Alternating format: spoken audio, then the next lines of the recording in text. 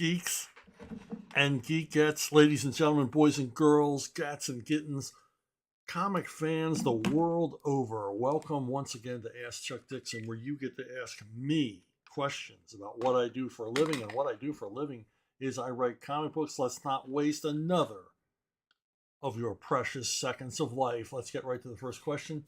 Comics 616.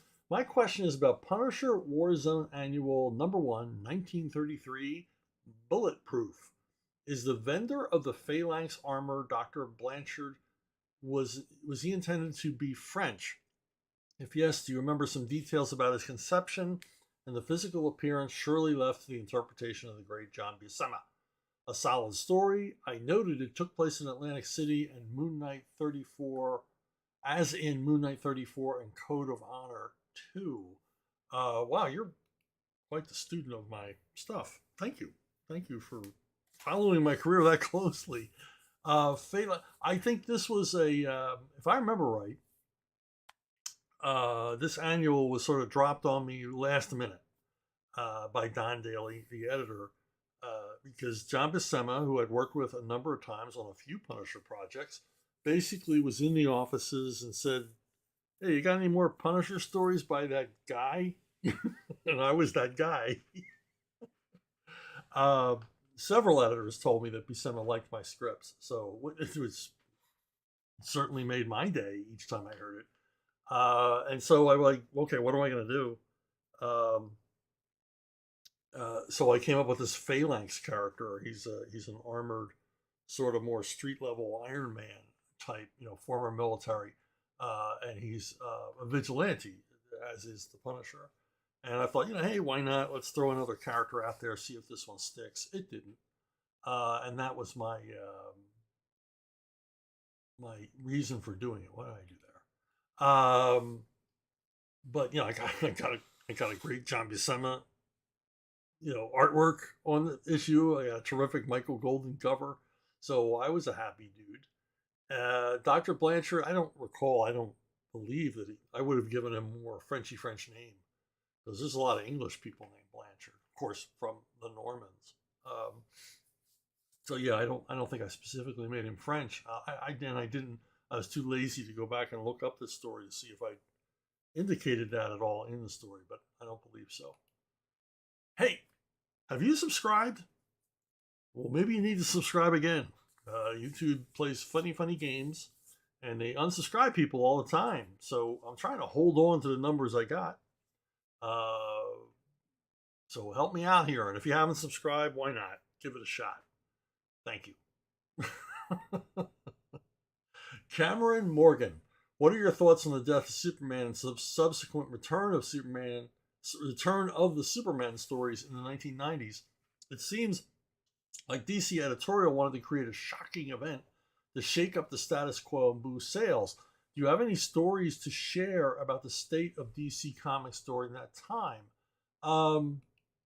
Well, I think DC was, generally in pretty good shape, but you always want to increase sales. And Mike Carlin was let's say he was a very engaged group editor, much the same way that Denny O'Neil was very engaged in the Batman universe.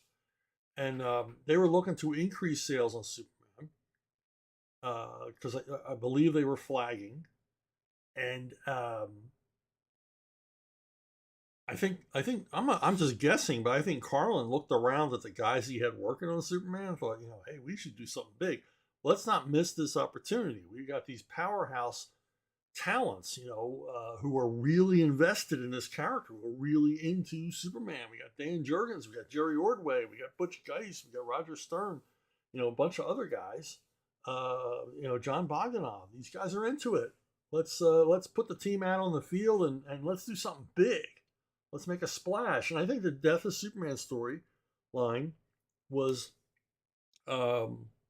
really apt, really suited to the Superman franchise, because let's face it, more than any other superhero, Superman is a character who overcomes challenges. And the challenge is, if you're going to challenge Superman, you got to bring it. So whatever foe or menace Superman faces is existential to the planet Earth, or is huge. you know, yeah, a bunch of bank robbers or a school bus falling off a bridge. That's just another Tuesday afternoon for Superman. So you want to bring in something. You want to, it didn't hurt to grow his Rose Gallery. It didn't hurt to bring in this big threat, and ultimately kills Superman. Now, the death of Superman was huge outside of comics. It made an enormous impact. I remember I was having a house built at the time, and I was pulling up to the house because when you build a house, it's like having a second job. You always want to go and check and make sure everything's okay, and the house is being built to the specifications you wanted. And there's lots of examples I can give you as to why it was a really good idea to visit the house while it was under construction. And one day I pulled up the driveway, and everybody, all the construction guys, roofers and electricians and carpenters and all the rest, put down tools, came up to my truck, and said, "Why'd you kill Superman?" I had to explain. I had nothing to do with Superman. I was a Batman guy. I had nothing to do with Superman. And I kind of tried to explain in the same way I'm trying to explain it to you. But like I said, yeah, it was a stunt. It was meant to increase sales. It was to give the retailers an incentive to buy all of the Superman titles, because when you do a character who has multiple monthly titles, you want to bring those titles up as close as possible so that each title is selling within the same range. You don't want one Captain Potato Salad book selling, 100,000 a month, and Doodah Comics featuring Captain Potato Salad selling 20,000.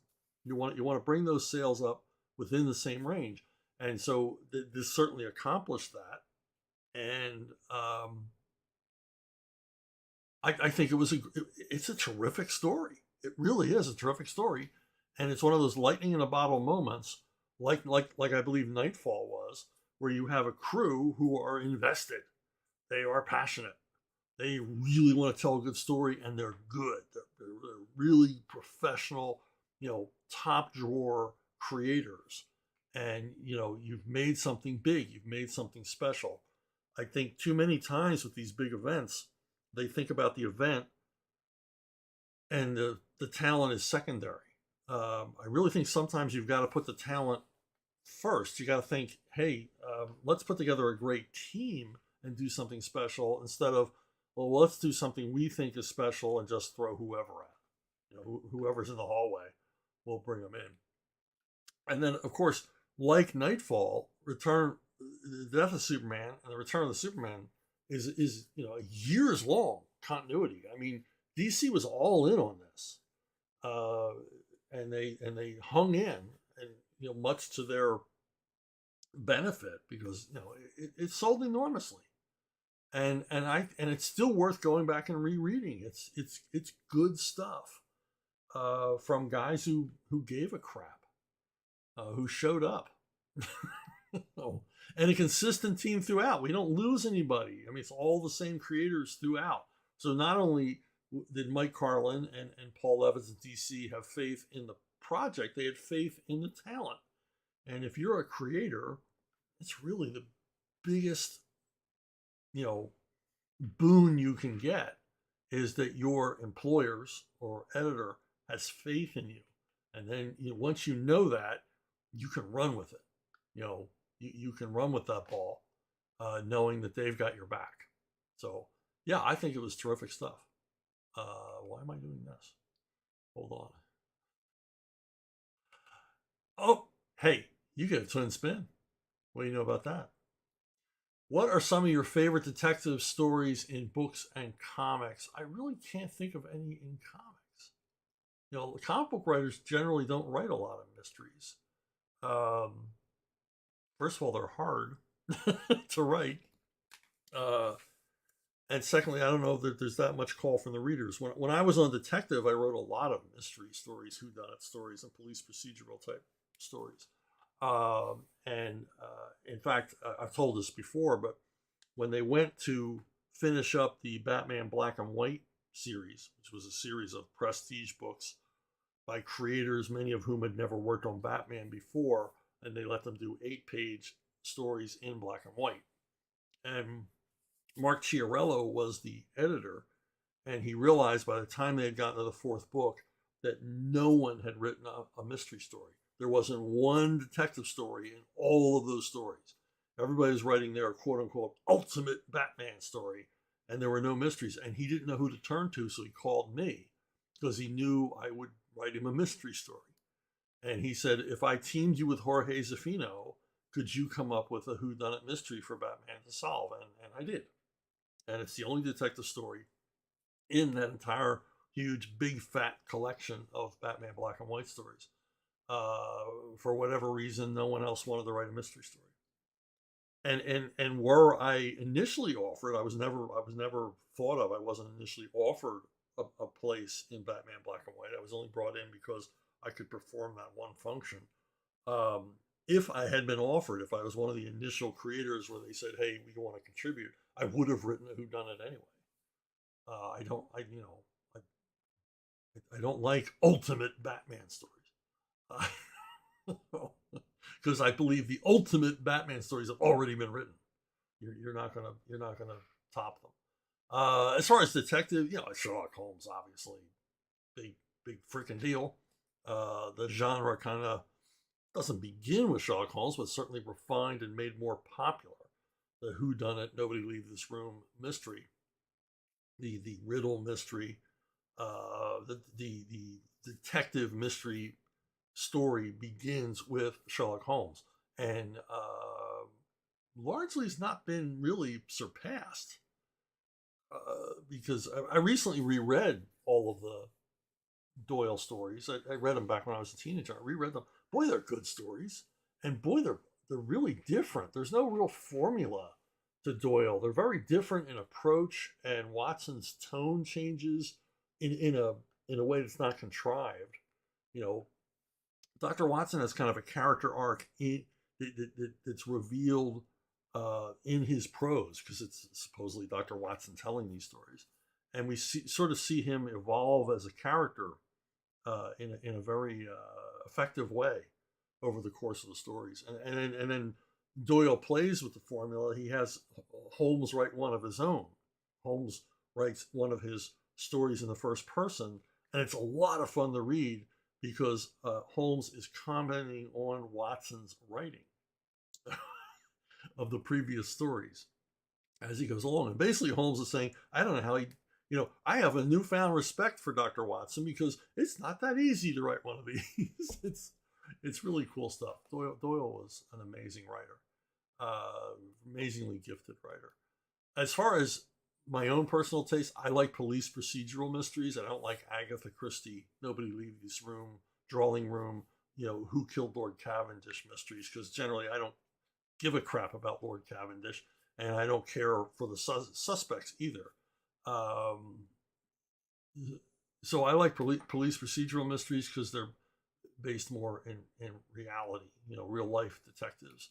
I was introduced to the format or the genre of a police procedural mystery through the Martin Beck mysteries. These were huge bestsellers in Europe. They brought them here in the 70s to the United States in paperbacks. They're set in Stockholm and Malmo, Sweden. Martin Beck is a chief of detectives and just a terrific cast of characters, some really compelling, engaging mysteries. And the thing about the Martin Beck mysteries is they just seem real. They seem real and immediate. There's no melodrama or anything like that. There's some dark humor. There's some action. But generally, it portrays, the plotting determination of the detectives to solve the case. And like the Holmes novels, there's no formula. The cases can be anything from missing person to mass murder to an assassin on the loose or a terrorist plot or whatever. And just uniformly, wonderfully written and still bestsellers to this day in Scandinavia. And this is kind of where Scandinavian noir or Scandinavian crime drama begins. It all really begins with Martin Beck and Varg Veum, the Norwegian private detective. And this is really where it begins. Another favorite of mine, if I can bring it up here. Now, Ed McBain novels were everywhere when I was growing up. You went to the paperback store and there were tons of Ed McBain novels, and I didn't really pay any attention to them. How there's so much of something you don't see it. But I like the police procedural mysteries so much that I wanted to read more. And so I gave the 87th Precinct novels by Ed McBain a try, and I ended up reading all of them. I think maybe he wrote like 50 of these. I mean, and each one is wonderful. And like the Martin Beck mysteries. Now Ed McBain was writing these in the 50s. The writers of the Martin Beck novels are very much influenced by Ed McBain. Ed McBain is a huge seller in Japan, in Europe, and there's a reason for that. A great cast of characters, terrific mysteries, some really funny stuff. Ed McBain infuses all of his stories with cop humor and just interesting, can't put it down kind of mystery stories. So if you like that kind of thing, Ed McBain you can't do better. You simply can't do better. Now, of course, there's the classics. The Bogart movie led me to read The Maltese Falcon, fell in love with Hammett's writing, and read, over the course of a couple of years, read everything that was available by him. And Hammett is really pretty much the granddaddy of the private eye story.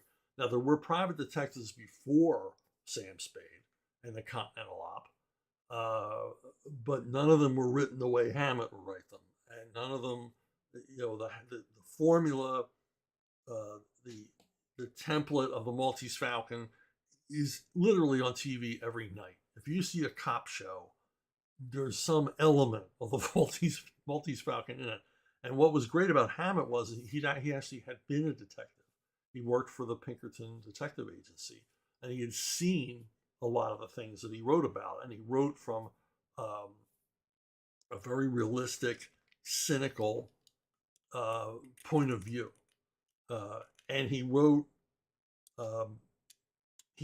without a lot of self-awareness, if you know what I mean. He just wrote the story, and he wrote it as he imagined it would be. He wrote it from his own experiences, and he wrote it without any literary pretensions at all. He just took a good story and told it as plainly as he could, and the ending result is literature, because these things are wonderfully written. They're wonderfully evocative. Hammett is a very unique voice, all his own. He's not writing based on anybody else's writing. It's all him. And he starts out as a pulp guy, and then gets adopted by the literati, which is what I believe ruined him. He gets married to Lillian Hellman, and she's a big pretentious part of the American intelligentsia, and a communist, and and I think he feels like he every encounter he has with literary lions, he's like doesn't belong in the room, that they're slumming by hanging out with him because he's just a pulp guy, and he writes a comic strip on the side, and he's like, oh, what the hell is he? And demeaning him and as tough a guy as he was, I think that wore him down and formed writer's block, because The Thin Man, his last novel, took him forever to write, whereas before he wrote these things very quickly. Boom, boom, boom, boom, boom. The Thin Man, a wonderful novel, it took him forever to write. He suffered from horrible writer's block, which led to drinking, which leads to more writer's block. And he produced very little work over the next decades of his life. And I really think it's because he fell in with a crowd that looked down upon him. He was very much aware that he was a professional writer, and they were, literary geniuses. They were darlings. And I think that hard. But anyway, that's all a tangent and aside. You can't go wrong with Hammett. Now, the ultimate private eye novel, and I've talked about this before, is by Mark Bem. And it's basically Maltese Falcon and Eye of the Beholder form bookends, in my opinion, to the private eye genre. It really begins with Maltese Falcon and it ends with Eye of the Beholder, where Bem takes the private eye genre to its logical, absurdist conclusion. And just a terrific page turner of a book. I won't. It's about a detective following a Black Widow character. She's marrying guys and murdering them, and his assignment is to catch her at this. And after a while in the novel, you realize he's not trying to catch her; he's just watching her. He's just an observer. He's not really being proactive in any way to solve this crime. So it's kind of like the anti-mystery. Okay, let's move on. Whoop, whoop, whoop, whoop. Triple spin, my friend. Cameron Morgan again. It seems rare for comics to depict heroes that are Catholic or Christian. There's Daredevil and Nightcrawler that come to mind. Have you run across any great characters that depict religious heroes well? I thought about this. I can't think of any. Now, probably a whole bunch of you are going, oh, but what about this guy? What about Bible Man? I really can't think of any. Beyond characters that appeared in faith-based comics, can't think of any mainstream characters. Now, I've written a few. With Vox Day, I write Midnight's War, and it's a series about what if vampires ruled the world. Vampires were the ruling class. They were the elite. They were our leaders, and everything in the world was designed around their lifestyle. And in this series, Vox created these characters who are very much faith-based, very much Christian characters who hunt these vampires, and they all take the names of saints. And Vox created one, and then I couldn't resist. I created one. I created a character based on Saint Andrew, and a Scotsman. And these are the badass vampire hunters in this universe. And not only are they vampire hunters, but the it's kind of connected to the Merovingian cult, the medieval cult from France. And their claim to fame was that the blood of Christ ran in their veins, and then that's what's going on with these guys. So they're basically vampire proof, and really cool characters, really cool, mysterious, enigmatic characters. So there you go. Now I've also I began in the comic book industry. My first regular comic was Evangeline, first at Comico and then at First Comics. And Evangeline is a science fiction space opera action thing set in the future, far distant future. And the gimmick was Evangeline is a Catholic nun, and she's a secret agent for the Vatican. And so there was a lot of Catholicism and faith-based stuff in that story, because she really is a nun. She's not a fallen nun. She's a practicing nun in an order all by herself. Now, as far as characters who have like a Jewish background or Jewish upbringing, you got Moon Knight. His dad was a rabbi whom he had a falling out with. And when I was writing Moon Knight, and I've told this before, I really wanted to explore that. I wanted to explore his Jewishness. I don't know if that's a word. I just coined it. I wanted to explore that. I'm not Jewish myself, but that shouldn't stop me. I'm just making stuff up, and largely I wanted to have Mark Spector go back to his roots and figure out what the heck was going on in his life vis-a-vis the Fist of Khonshu. Here's a Jewish guy who gets his powers from an ancient Egyptian pharaoh, and I always thought that doesn't make any sense. Why would a Jew, a descendant of the Hebrews, gain the power of an Egyptian pharaoh?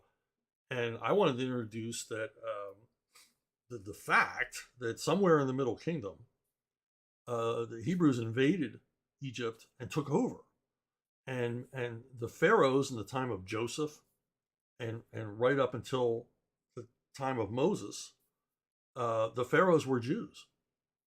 And I thought, well, what if it turns out Khonshu was a Jewish pharaoh, a Hebrew pharaoh, not an Egyptian pharaoh, and it would make a whole lot more sense and have a whole kind of Indiana Jones adventure with Mark Spector and Moon Knight to uncover all of this. But I got shot down on it, and I still think it should be explored. I think that that's I don't know, a weak spot in the Moon Knight legacy. It doesn't make any sense. It's an imponderable. Jason Manning, forgive me if you've already answered this, but do you have any favorite nonfiction comics? No, I have never been asked that. And as usual, I don't do a lot of research, or I think a little bit about these questions before I answer them. I think about them as I'm putting these videos together, but I don't really, if I don't have a ready answer, I don't have a ready answer. I can't think of a lot. I mean, I know there are a lot of nonfiction comics out there. I'm trying to think of ones that I like. Now, Sam Glanzman immediately comes to mind. Sam Glanzman was a Navy vet, combat vet, World War II. He served upon the USS Stevens, which he did a series of comics about. And they're somewhat autobiographical. He's talking about things he actually saw. And when I was a kid, or young man, or whatever, reading these, and they would be backups in our army at war, or our fighting forces, or whatever. And generally it would be a new USS Stevens story every month. And it might be 4 pages, it might be 8 pages, it might be 10 pages.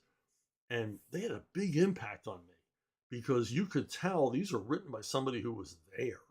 And he, for a Comics Code comic, he was able to present these war stories that were really horrifying, that really showed the darkest side of combat, and put forward the sacrifice on both sides of the war in the Pacific in a way I had never seen before or never thought of before.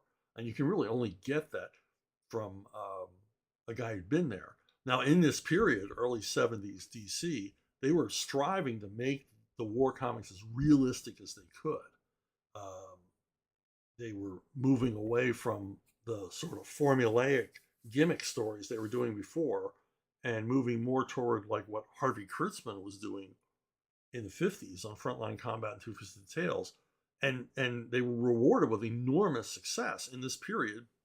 Sam Glanzman, Joe Kubert, Russ Heath, John Severin, George Evans, guys like that were producing war comics on a regular basis for DC, 5 titles a month that were DC's biggest selling titles. The comic book reading audience, or I should say the casual comic book reading audience, who was picking them as things up at newsstands, was really responding to this stuff. And I think Sam Glanzman had a lot to do with raising the tone of those books to be more realistic and more impactful.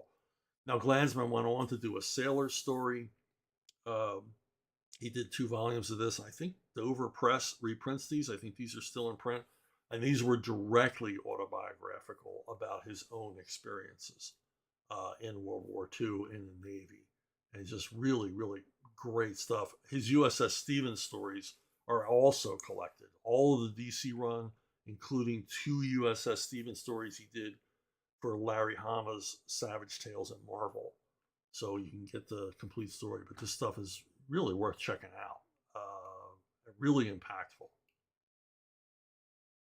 Now, I've done my own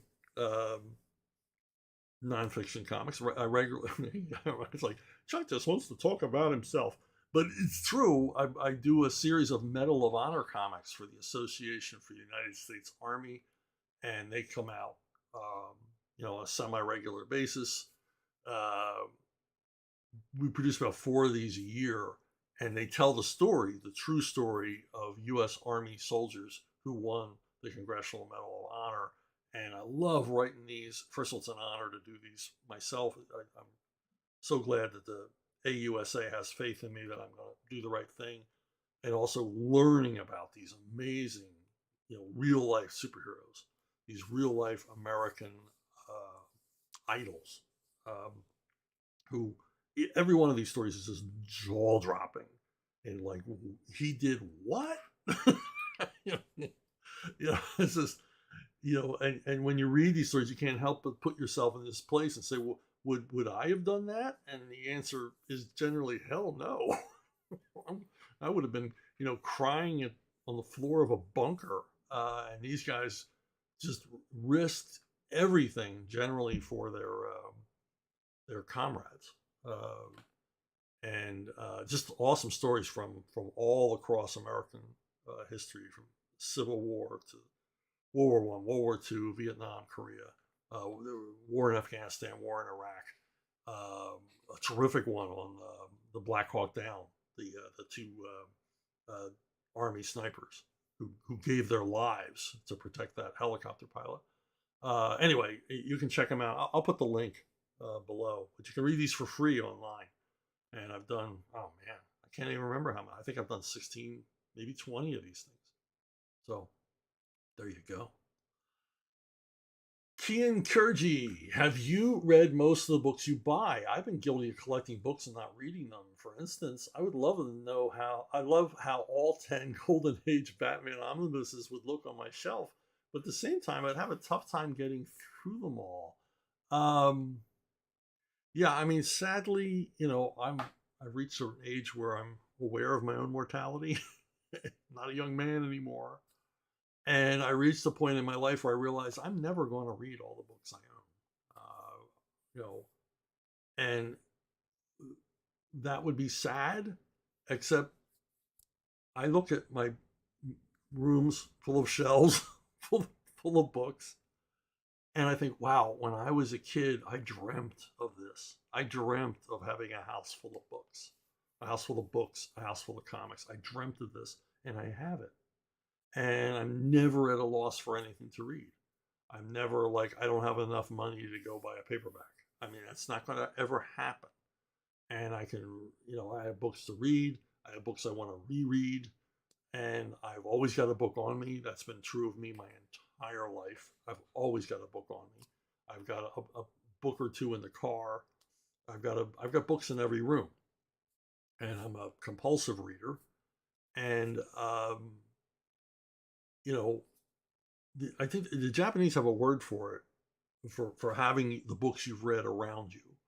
And I think, there's a sort of a serenity to having these books around you, because you can look at them and you can just look down the rows of titles and they remind you not only of the story or the author, but sometimes of your reading experience, like hearing a piece of music and it takes you back to high school or whatever. And I can look at these books and it reminds me of, where I was when I read it. What was I doing when I read it? What did I think when I read it?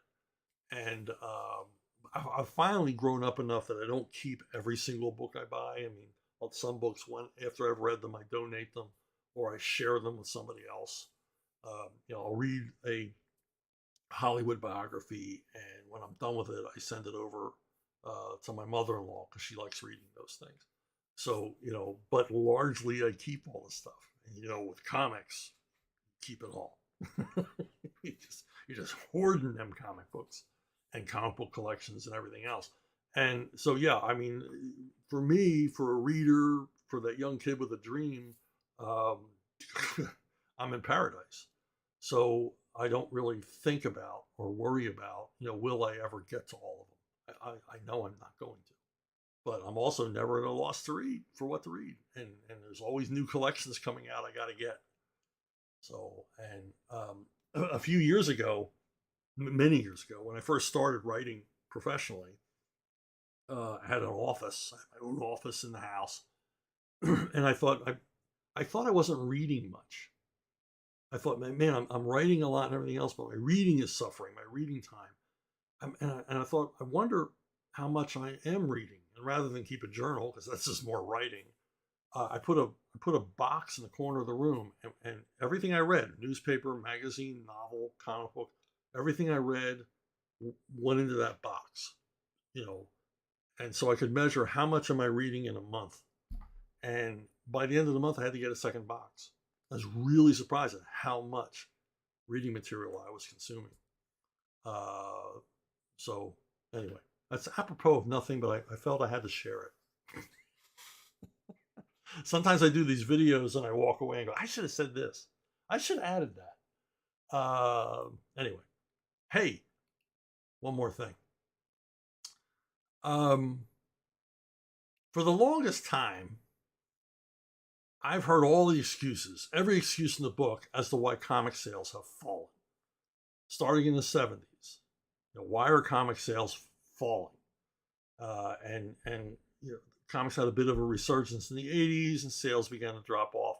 And then they had a big resurgence in the 90s, and we've never duplicated that. And there's still ups and downs in comic book sales. But as we all know, anybody paying attention, comic book sales have been sliding, eroding, slipping away into the negative for a long time. And there's been no reversing trends on mainstream comics available to consumers through bookstores or newsstands or comic shops. The sales are crashing. It's a disaster. It's the end of the road. It's a comic book apocalypse. And I've always heard excuses as to why. It's television. It's this, it's that. Now, in the 60s, late 50s and early 60s, when comics suffered a collapse in sales or a trending down in sales, there was a reason for it. Because of the Senate investigation into comics, because of them blaming comic books for juvenile delinquency and things like this. Frederick Wortham's book, Seduction of the Innocent, saying that comic books were written by a bunch of perverts. What? Perverts out to corrupt your children. Eventually he was right, but in the 50s he wasn't. And there were, lots of public protests, probably organized by, the PTA and things like that. The 1950s versions of nonprofits.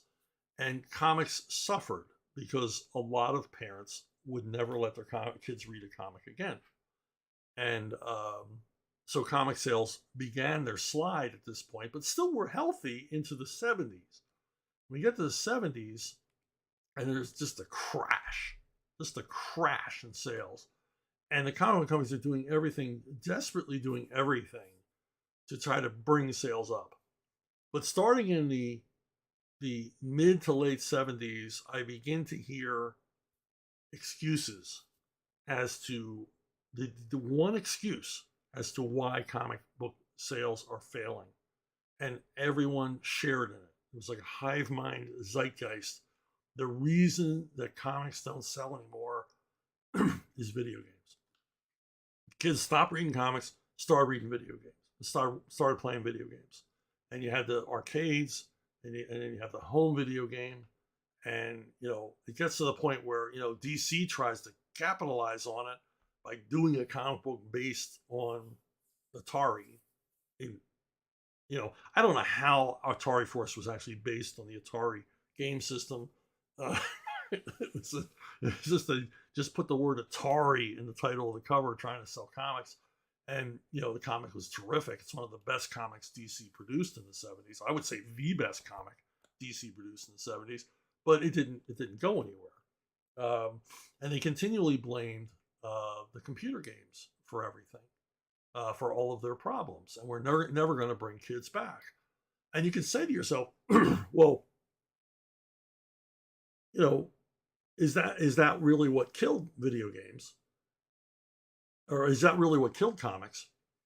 And why don't comics sell more? Because comics have a huge potential fan base. Look at the attendance at San Diego Con. Look at these conventions and everything else. There's obviously an interest from the public in these things. Well, I would argue that most of these comic book conventions, quote unquote comic book conventions, are no longer about comic books. They're about cosplaying.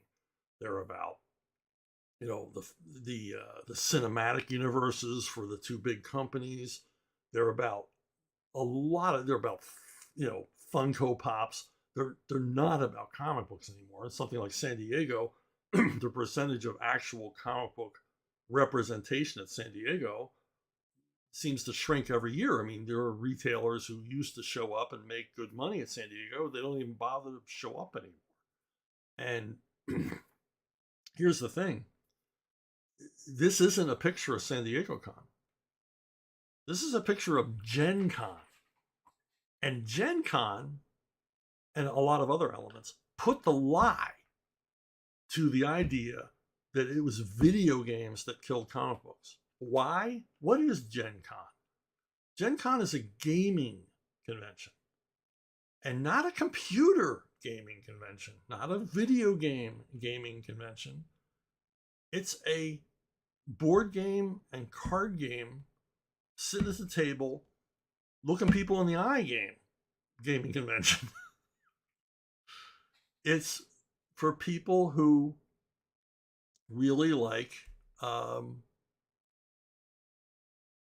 board games. And I'm gonna tell you a bit more about it.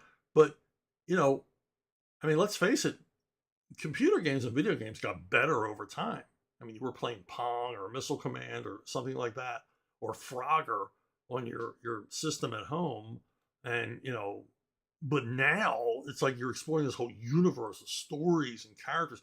You would think, you know, because computer games have gotten so big, okay, you can blame them even more for the death of comics because they really are far more engaging than they used to be and everything else. But if that's true, then why didn't they kill the one element in pop culture that they were in direct competition with? Computer games and comics are not in direct competition with each other, but computer games and board games, we are actually sitting in a room with other people touching real things. Wouldn't they have suffered more? And I know some of you are saying, well, you got things like Warhammer and Dungeons and Dragons, and you know, well, those are cults, right? It's hard to argue. Not putting them down, but there's a cult-like element, particularly to Warhammer, and I think, you know, Warhammer is cool. I don't play it. I don't know much about it. I just think it's cool. People that like it, you know, I know people that like it, and they're very interesting people and everything else. But we're not talking about that when we're talking about board games, when we're talking about real tactile games. We're talking about people playing board games like I used to play when I was a kid. Maybe more complex, maybe a bit more adult. And they're getting together and they're socializing. And I don't know, you know, it's like this underground culture that's right out there in the open. And, you know, one of my kids is really involved in this world of game boards, board games, and you know, not role-playing stuff and everything else. And he belongs to several groups, and they play at bars. They have regular meetings where they play. There are game board. I mean, I live in the Tampa area, and there are enormous board game stores everywhere that have, you know, huge inventory of games and accessories and tables to play at. And if you go there, there are people playing at those tables. And it's a really, really vibrant, vital fan base, unlike comics. Comics don't have this kind of oomph. They don't have this kind of following. Now, you would have think that the people that produce board games would have, and role-playing games would have just packed up their tents and left. They would have given up in the face of the massive success of computer and video games, but they didn't. And a lot of this is largely due to individual entrepreneurs within the gaming industry, people that like games and are producing their own through Kickstarter or whatever. And this is like fueled this huge fandom. Now, this is one game room at Gen Con, one. And one of my sons just got back from Gen Con, and he was telling me this was one of many. This is a hotel ballroom in Indianapolis, Indiana. And he said all the hotels, the 5 hotels that were connected to the convention center, all of their ballrooms were game rooms. Every ballroom in every hotel, it's an enormous amount of square footage, were given over to gameplay. He says, not only that, he says, but if you didn't get there in time and reserve a seat, he said, you could not just walk into the game room and sit down like you would at a casino. You had to reserve a seat. And some of these seats were reserved months and months in advance. And if you would have no gameplay, he says, if he only was able to play at tables where he had reserved a space months ago, you were just out of luck. You were just going to have to stand there and watch everybody else have fun. And again, I stress, this was every ballroom in all 5 hotels connected to the convention center. Think about that. This is like if every ballroom was having a wedding, you know, at the same time, 24/7. Not only that, there were game rooms in the convention center itself. And get this is a mind blower, in the stadium connected to the convention center. The entire convention center, board games. You can say some of them were role-playing games or whatever. Entire convention center given over to games. The stadium it's connected to given over to games. Not just the stadium floor, but the different levels of the stadium above given over to games. And packed. And the thing that's different about games now is there's a game for every interest. My son plays a game in which you run a supermarket chain. There are games where you're a railroad tycoon, or you're the multiple variations on Star Wars, G.I. Joe, Harry Potter, Lord of the Rings, and any cartoon character you can think of has a game system. There are games that are Westerns. There are games that are variations on Clue, mystery games. I couldn't resist. I bought a game based on John W. Campbell's novella, Who Goes There? That was the basis of The Thing. I thought, wow, that sounds so cool. And there's literally a game for everybody. What's that remind you of? Manga. There's a manga for everybody. That's why manga is successful. I'm convinced now more than ever, the key to the success of manga is the variety. The key to the success to this board game explosion is variety. I also think it's a desire to reconnect with other people. Not sit alone in a room staring at your phone or playing on your keyboard, but to actually be in a room with people. It gives you a reason to socialize. And I think that's a big attraction. And this is missing entirely from American comics. There is no variety.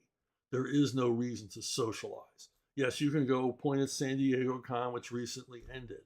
But San Diego Con is a neighborhood flea market compared to this gaming convention in Indianapolis. It's mind-blowing how big this thing is, how huge the crowds were, how enthusiastic they were, the entrepreneurial spirit of it. It's an imagination engine. It's a creative engine that millions of people all around the world are enjoying. And I guess the end of it, the end of my thesis here is that computer games did not kill American comics. American comics killed American comics. And by that, I mean the mainstream DC and Marvel, by concentrating on superheroes, by going back to the well over and over again, by not offering any variety, and in recent decades, not offering any quality, not giving readers any reason to come back, get enthused, or anything. They just dropped the ball. They just gave up, and it began back with, we can't compete against computer games. No, you're just lazy. You could have competed. You could have done it. The board game companies didn't give up. And look where we are now. Sometimes the road is long. But you got to stay with it. You got to stay with the fight. And the comic book companies did not do that. They just forgot about the readers, forgot about earnings, and just looked to extend their own phony baloney jobs, their own phony careers as long as possible. And to hell with the rest of us. And it's a sad, sad thing for this medium that I love. So, hate to bring you all down, but I thought you all needed to know that, because it's an eye opener to me, that there is a ready audience out there for and crowdfunding is proving that. The success of so many different crowdfunders with their limited ability to market and their limited ability to reach out, and the fact that they are entirely outside the comic book retail system, but having enormous success anyway, proves that there is an audience for this medium. There is an audience for comics if you just produce the stuff they want to read. And that's where we got to go. That's what we got to do. And I think we're doing it. But all of you who are like waiting for Marvel and DC to turn it around and bring it all back, it's over. The day is past. It's never, ever going to happen. They have no interest in doing it. And at this point, they've chased away anybody who would have the ability to do it. Remember I talked about Death of Superman? You had lightning in a bottle.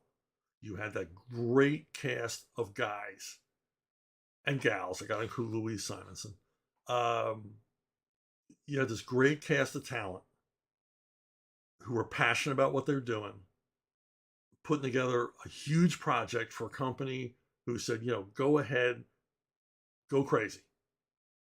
And that's never going to happen at Marvel and DC again. Because first of all, the people running it, they wouldn't know talent if it jumped in the bathtub with them. They wouldn't know how to direct that talent, and they wouldn't have faith in that talent, and they wouldn't have the core principles and ideas to drive that talent to create anything meaningful or delightful or that anybody would want to read. It's over. It's just like the games. It's down to individual entrepreneurs, and this explosion in board gaming and role-playing games is all from individual entrepreneurship. And obviously, if comics are going to have any success, we're going to have to follow that path, and we are following that path. So there's hope. There's hope. We'll save the medium, and maybe eventually DC Marvel will give up and license their properties to people who actually give a damn. So we can, have some great Batman or, X-Men or whatever stories down the road. All right. If you want to complain about what you just saw, send an angry message. You go to brunobookstore@gmail.com, brunobookstore@gmail.com. This is the most reliable way to reach me. If you have a question, suggestion, a picture of your doggies or kitties, send them to brunobookstore@gmail.com. So that's it for this week. Thanks for listening.